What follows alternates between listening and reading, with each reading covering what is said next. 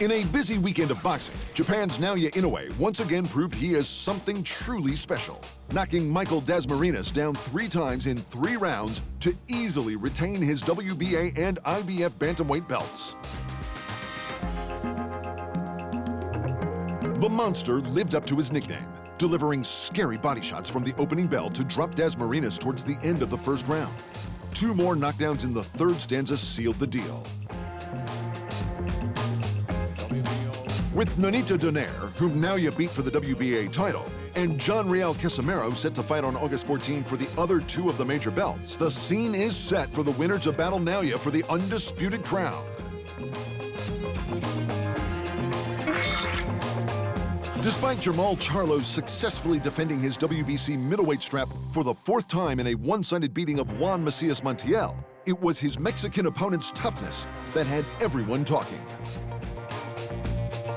Whether it was a case of the hitman not being able to hit hard enough, or maybe Montiel owning a granite chin, either way, in what was expected to be an easy KO for the champ, the best he could do was wobble Montiel.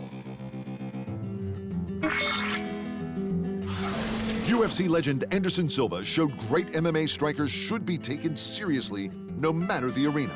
He pulled off a sizable upset by beating former WBC middleweight champ Julio César Chavez Jr. via split decision in the co-main event of Tribute to the Kings.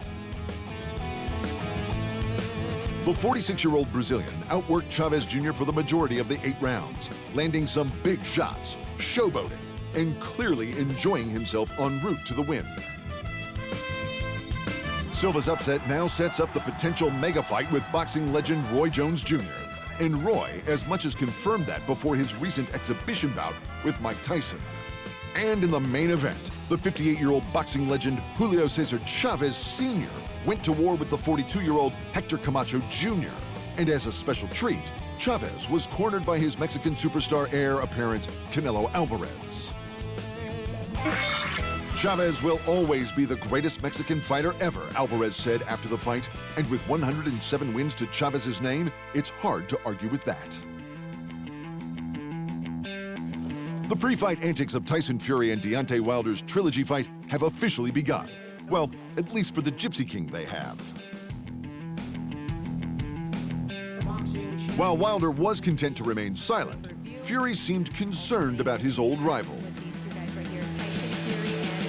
I was worried about Deontay Wilder for quite a while after the defeat that I gave him. And obviously he's doing his little thing with his earphones on and he doesn't want to answer any questions.